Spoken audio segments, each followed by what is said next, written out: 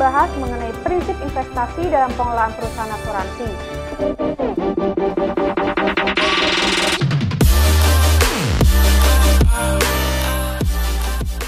Prinsip investasi dalam pengelolaan perusahaan asuransi, seperti aset-aset apa saja yang diperbolehkan oleh OJK, serta penerapannya pada BNI Life seperti apa.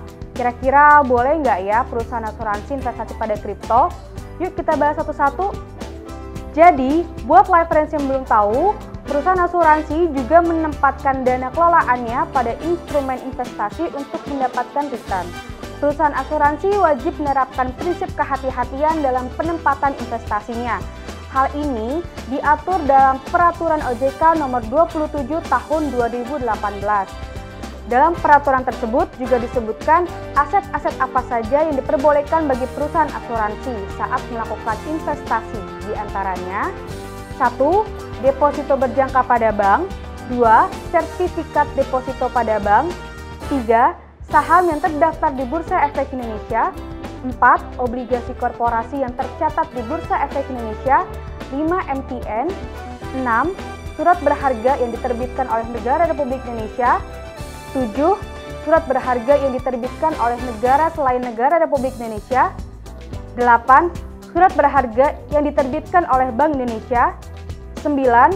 Surat berharga yang diterbitkan oleh lembaga multinasional yang Negara Republik Indonesia menjadi salah satu anggota atau pemegang sahamnya, 10. Reksadana, 11. Efek beraguna aset, 12. Dana investasi real estate berbentuk kontrak investasi kolektif, 13. Transaksi surat berharga melalui repo, 14. Penyertaan langsung pada perseroan terbatas yang sahamnya tidak tercatat di Bursa Efek Indonesia, 15. Tanah bangunan dengan hak strata atau strata title atau tanah dengan bangunan untuk investasi, 16. Pembiayaan melalui mekanisme kerjasama dengan pihak lain dalam bentuk kerjasama pemberian kredit, 17. Emas murni, 18. Pinjaman yang dijamin dengan hak tanggungan, 19. Pinjaman polis, 20. Obligasi daerah, dan terakhir, dana investasi infrastruktur berbentuk kontrak investasi kolektif.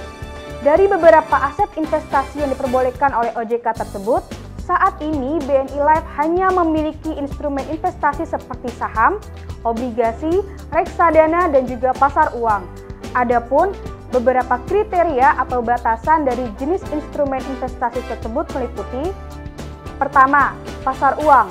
Penempatan dana pada instrumen ini dilakukan melalui perbankan yang beroperasi di seluruh Indonesia maupun luar negeri, yang memiliki aset lebih dari sama dengan 20 triliun, memiliki CAR lebih dari 12%, beroperasi lebih dari 10 tahun, termasuk ke dalam top 25 perbankan dari total aset, kemudian perusahaan memiliki professional management, serta penempatan dana yang dilakukan tidak melebihi 20% dari total investasi per bank sesuai dengan POJK nomor 27 tahun 2018.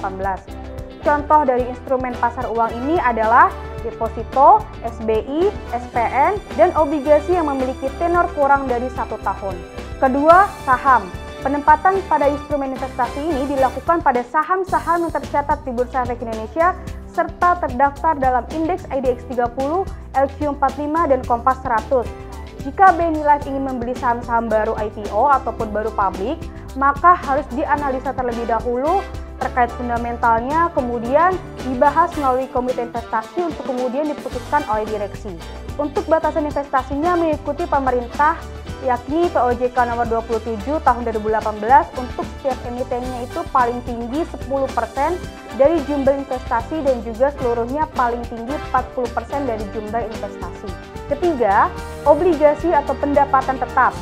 Pada instrumen investasi ini, untuk obligasi korporasi internal regulasi BNI Life menetapkan minimal rating A- yang dimana berdasarkan POJK diperbolehkan sampai dengan rating BBB-.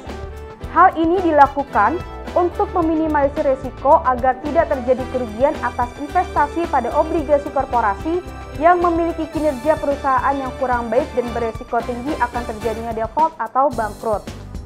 Keempat, reksadana. Investasi BNI Life pada reksadana dilakukan secara selektif dengan menentukan beberapa kriteria pada manajer investasi sebagai penerbit reksadana.